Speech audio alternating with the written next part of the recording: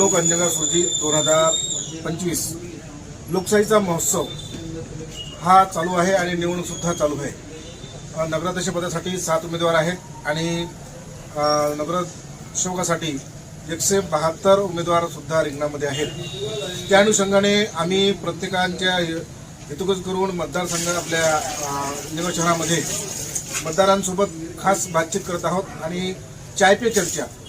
आम्ही आता एका कॅन्टीनमध्ये आहोत आणि माझ्यासोबत आहेत सामाजिक कार्यकर्ते, रुग्णसेवक आणि लोकांच्या सुखदुःखात नेहमी धावून जाणारे आणि तत्पर असणारे असे समाजसेवक अशोक भाऊ मोरे।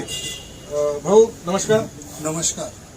आपण ह्या निवडणुकीमध्ये आता पाहतात की 7 उमेदवार आहेत, आणखी भरपूर असे उमेदवार आहेत आणि गावाची काय अवस्था आहे तुम्हाला सर्वांना माहीत आहे। तर आपल्या गावाच्या अवस्थेबद्दल आणि विकासाबद्दल काय सांगाल? सर्वात प्रथम मी भोजन इंडिया म्हणून एक तुमचं अभिनंदन करतो की तुम्ही वेळातला वेळ काढून माझ्याकडे मुलाखतीसाठी आले। खूप मोठा एक तुम्हाला मी शुभेच्छा देतो आणि बोधिसत्व डॉक्टर बाबासाहेब आंबेडकर यांना पुन्हा वंदन करतो। रयतेचे राजे शिवाजी महाराज यांना पुन्हा मी वंदन करतो आणि मी माझं मत व्यक्त करतो। मी कोणत्याही पक्षाच्या विरोधात न बोलताना जनतेच्या, नगरच्या आणि शहरच्या अंजनगावच्या विषयावर मूलभूत सुविधा जो गरजेच्या असतात त्या आतापर्यंतही पूर्ण या गावामध्ये झाल्या नाही। स्थानिक महत्त्वाचे पद या लोकांकडे राहतात, पण या लोकांनी आतापर्यंत या लोकांच्या मूलभूत गरजा पूर्ण का केल्या नाही। अंजनगावच्या नगर परिषदमध्ये आतापर्यंत कोण होते तिथं प्रशासक, आता आले तिथं समजा 2-4 वर्ष झाली, याच्या आधी कोण होते तिथं हे जनतेला माहीत। मी कोण्या पक्षाचं काही घेणं देणं नाही मला। मी एक चिंतन म्हणून, बाबासाहेबांना एक चिंतन म्हणून, एक तिसरी भूमी म्हणून एक विचार करून लोकांचे प्रश्न सोडण्यासाठी स्वतःचे 4 मुलं मातीत घालून या लोकांचे प्रश्न कसे सुटील, मूलभूत गरजा कशा पूर्ण होईल म्हणून या बाबासाहेबांना यांच्या ताब्यात संविधान दिलं। हे संविधानाचे एक विचार न करताना स्वतःचे पोट भरण्यासाठी हे स्वतः कामं करतात तिथं नगर परिषदमध्ये। महत्त्वाचे पद त्यांच्याकडे असून साधे साधे शौचालय दुरुस्त नाही केले येईना। ज्या लोकांना खरोखर गरजी आहे की ज्या लोकांकडे शौचालय नाही आहे तेच त्या ठिकाणी शौचालय जातात, पण त्या लोकांसाठी आतापर्यंत पूर्ण गरजा नाही। खूप घाणाचं साम्राज्य राहते त्या शौचालयामध्ये। एवढं छोटेसे कामं हे करू नाही शकले या नगर परिषदमध्ये। यायला काहीच मत मागायचा काहीच अधिकार नाही आहे। या लोकांनी कितीतरी वर्षापासून शासनाचा GR आहे 2011 पासून की जे लोक राहतात त्यांचे नेम आखून का केले नाही आतापर्यंत, त्याला मालक सुद्धा नाही बनवले येईना।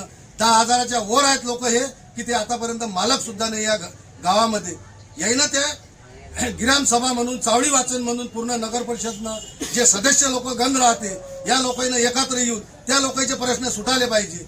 कितीतरी वर्षापासून या गावामध्ये पशु पक्षी, गहू वासरू यांचा दवाखाना सुद्धा येईन आतापर्यंत निधी उपलब्ध असून बांधलेला नाही।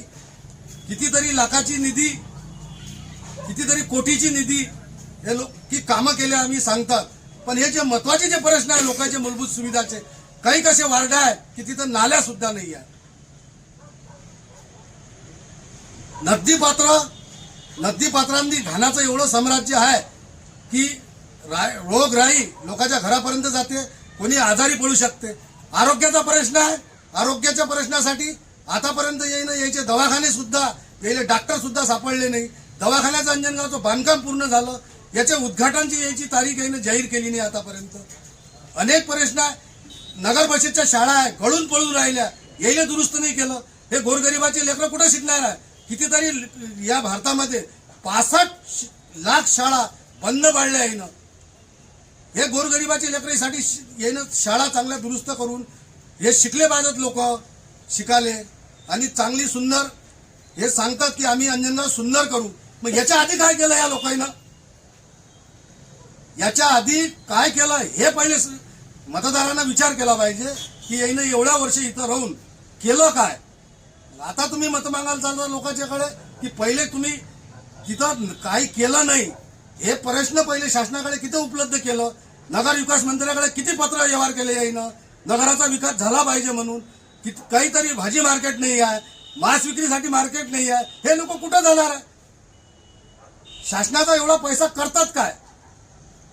1,25,00,000 रुपये महिन्याचं बिल काढतात, एवढा घंडोरा पिटतात, पण या गावाचा विकास सुद्धा होत नाही.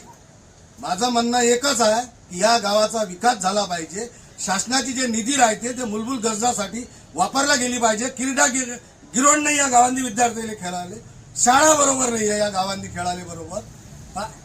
इतकं मोठं संविधान यांच्या ताब्यात बाबासाहेबांना दिलेलं, बाबासाहेबांना एवढं मोठं जीवाचे हाल केले यांच्यासाठी, हे संविधान वाचून येईना लोकांच्या समस्या दूर केल्या पाहिजे. की संविधानमध्ये आपल्या मूलभूत गरजासाठी एवढं मोठं आपल्याला संविधान दिलं. काऊन की मी कोणत्याही पक्षाचा लागणदार नाही आहे. मी स्वतः माझ्या संघटनेवर प्रदेश अध्यक्ष म्हणून मी काम करतो आणि बाबासाहेबांचे विचार एक चिंतन म्हणून रोज लोकांचे प्रश्न दूर करतो. मी बाबासाहेबांचं संविधान घेऊन माझ्या डोक्यात बाबासाहेबांच्या विचाराचं रक्त घेऊन मी लोकांचे प्रश्न सोडत राहील. आणि मी याच्या आधी मी मरते दम तक के बाबासाहेबांचे विचार जेपर्यंत माझ्यासोबत आहे, मी कोणालाही या भारतात घाबरत नाही. मी कोणाचं खाणार पिणार नाही आहे.